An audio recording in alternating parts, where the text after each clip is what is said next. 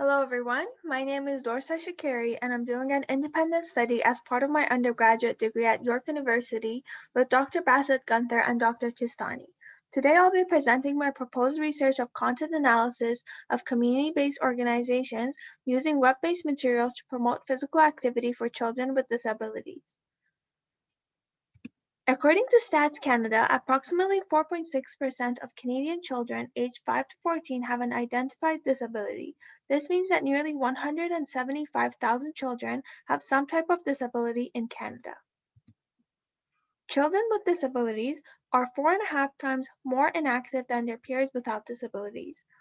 An example from current literature is that 75% of children without disabilities participate in organized sport. However, only 26% of children with disability report sport participation.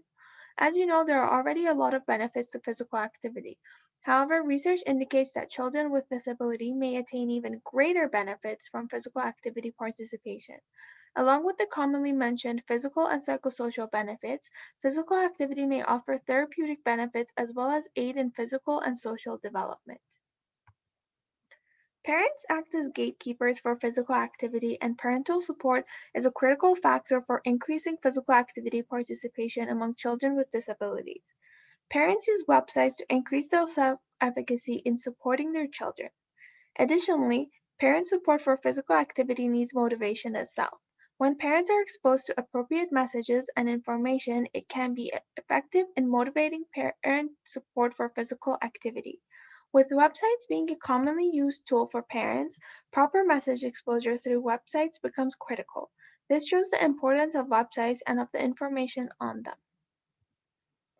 In order to support the promotion of physical activity for children with disabilities, we had to come up with recommendations for the development and dissemination of physical activity messages and information targeting parents of children with disabilities. Parents of children with disabilities face unique challenges and require targeted physical activity information and messages that meet their specific needs.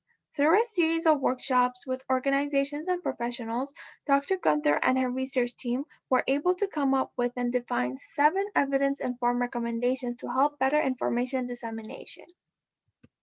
You can see the full 7 recommendations on the screen right now. They were categorized into language and definition, physical activity program information, barriers to physical activity and parent physical activity support, attitudes toward physical activity and parent physical activity support, and behavioral regulation themes. It's important to remember that the recommendations are only of value if they reach relevant community-based organizations and implementation efforts are supported. Here is a flowchart to show a simple summary of the process. First, we know that targeted messages are needed to support parents of children with disabilities. Then, recommendations had to be developed that address the unique needs of parents of children with disability, which was the previous slide. Then comes the application of these recommendations. This is the step we're currently working on, and I will get into the details later in the presentation, but it would lead to assessment and improving current web-based materials, leading to better physical activity promotion, which is the main barrier discussed. The next step is improved parent physical activity support for children with disabilities, which at the end leads to increased physical activity among children with disability. This is where the critical role of community-based organizations becomes apparent. Since low physical activity promotion is a barrier to increase physical activity levels among children with disabilities, CBOs play a key role in increasing this promotion. This is achieved by raising awareness as well as constructing and disseminating targeted physical activity messages. This is possible because community-based organizations have a communications channel with parents and are seen as credible and trustworthy sources, which helps the uptake of the information among parents. This is where a gap is present because despite the widespread use of websites to disseminate physical activity information, whether community-based organizations incorporate evidence-informed recommendations into their communications is largely unknown. So the purpose of my research is to examine the integration of evidence-informed recommendations in pre-existing websites that disseminate physical activity information for parents of children with disabilities.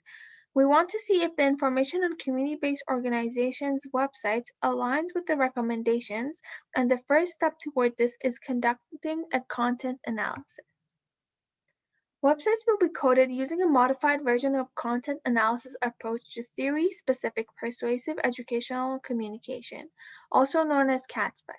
CATSPEC is a quantitative approach to determining the degree to which text-based messages are in line with research-based recommendations. Our 7 recommendations fit into a modified version of CATSPEC. First, we'll need to pilot our study and use our codebook to analyze the content of 3 websites to see how the content does or does not align with the recommendations. Before coding the websites, I had to develop a codebook based on the 7 recommendations and current literature. The 7 recommendations became 7 categories and 35 subcategories were written using current literature as guide and support. Articles were found using keyword searches in sources such as ERIC, Web of Science, PubMed, PsycInfo, Google Scholar, and Gray Literature, and 45 articles were reviewed to support the 35 subcategories. Here is an example of a subcategory based on recommendation 2, which is provide clear and detailed information about your programs, staff, and facilities, and the subcategory being information on facility, accessibility, and safety, and the coding lines on the right side of the table. So, what's the next step? The codebook will be piloted to test initial reliability. Codebook will then be refined until the research team deems intercoder reliability to be sufficient. Websites will be coded using a line-by-line coding procedure, which is analyzing and coding each sentence separately into previously defined categories and subcategories. Frequency count will be recorded in order to quantify website content. Any uncertainties will be flagged and discussed until a consensus is reached on all points. Now we get to the application of this research. First, we need a baseline assessment of how congruent CBO's websites currently are with the recommendations to make sure we can have targeted suggestions for improvement. Targeted implementation strategies work to increase CBO's self-efficacy, motivation, and ultimately implementation behavior, and are essential to ensure that the recommendations are reflected in practice. So the availability of targeted physical activity messages to parents of children with disability increases physical activity participation. Some strengths and limitations of this research includes the novel application of evidence-informed recommendations, but we're unfortunately only evaluating North American English language websites, and CBO and parental perceptions are not accounted for yet, but this is currently being studied by our lab.